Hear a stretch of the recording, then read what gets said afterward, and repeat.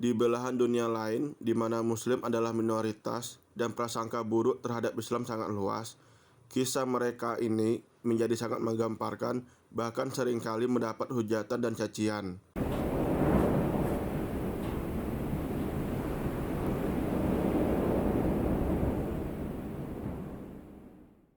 Assalamualaikum warahmatullahi wabarakatuh. Selamat datang di channel Kajian Islam, channel yang akan membagi ilmu pengetahuan Islam. Langsung simak video 5 mu'alaf yang menggemparkan dunia. Abdullah Takazawa, berambut gondrong dan penuh tato. Itulah gambaran fisik dari pria yang dulunya tukang tato para mafia Jepang Yakuza ini. Tetapi itu dulu, sebelum pria bernama asli Taki Takazawa ini memeluk Islam. Setelah lama mempelajari berbagai agama dan keyakinan, pencarian panjangnya akan arti hidup menjadi titik balik ketika ketemu seorang penceramah Muslim, Syekh Niamatullah, 15 tahun yang lalu. Pada tahun 2006, Takazawa memantapkan hati memeluk Islam dan pergi berhaji pada tahun 2008. Setelah itu, Takazawa menambahkan kata Abdullah yang berarti hamba Allah pada namanya. Kini, pria yang menjadi satu di antara 5 imam masjid besar di Jepang, kisah Takazawa ini memberi bukti bahwa mereka mencari Tuhan dengan hati dan pikiran akan lebih kuat memegang iman setelah mendapatkan hidayah. Malcolm X, pria yang lahir dengan nama Malcolm Little pada tahun 1925 ini adalah salah satu tokoh hak asasi manusia Amerika yang terkenal. Menjadi yatim pada usia 6 tahun setelah ayahnya dibunuh, Malcolm kecil juga harus kehilangan ibunya pada usia 13 tahun karena harus dirawat di rumah sakit jiwa. Pada usia 20 tahun, Malcolm X dipenjara karena pencurian. Di dalam penjara inilah dia mulai belajar tentang Islam. Sayangnya di awal-awal keislamannya, Malcolm malah bergabung dengan organisasi radikal Nation of Islam. Setelah pergi berhaji pada tahun 1964, Malcolm menyadari bahwa radikalisme tidak akan menyelesaikan masalah. Malcolm pun mengubah haluan menjadi lebih moderat dan lebih aktif, menyuarakan persamaan hak antara kulit hitam dan kulit putih. Pada tahun 1965, pria yang mempunyai nama Muslim El-Hajj Malik El-Sabas ini ditembak mati oleh 3 orang anggota Nation of Islam. Pemakamannya dihadiri oleh lebih dari 30.000 orang. Hingga kini, buku autobiografinya The Autobiography of Malcolm X dianggap sebagai salah satu buku non-fiksi paling berpengaruh di abad ke-20.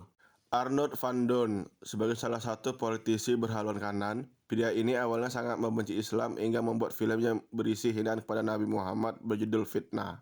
Tetapi reaksi masyarakat Muslim dunia yang begitu keras membuatnya heran hingga akhirnya dia tertarik mempelajari Al-Quran dan akhirnya masuk Islam pada tahun 2013. Ketika pergi haji beberapa saat kemudian, Van Doorn bersimpuh meminta maaf di depan makam Nabi dan para ulama di sana karena kebenciannya pada Islam di masa lalu.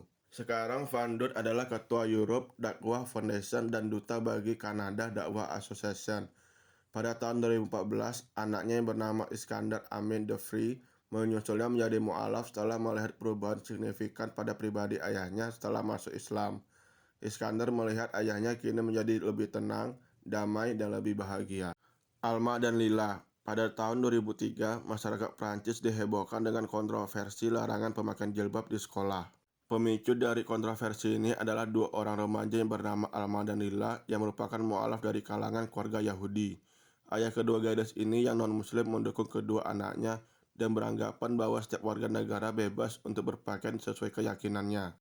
Seperti diketahui, Prancis adalah negara yang sangat tegas memisahkan antara kehidupan bernegara dan beragama.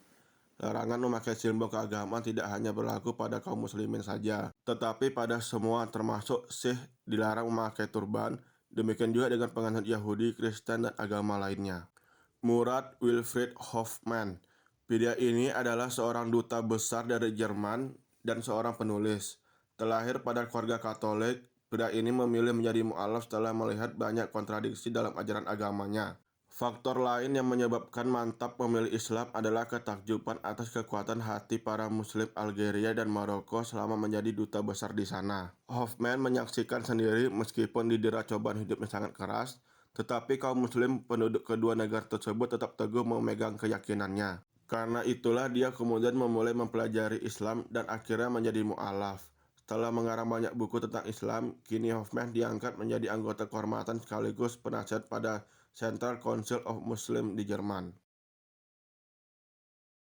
Di belahan dunia lain, di mana Muslim adalah minoritas dan prasangka buruk terhadap Islam sangat luas, kisah mereka ini menjadi sangat menggemparkan, bahkan seringkali mendapat hujatan dan cacian.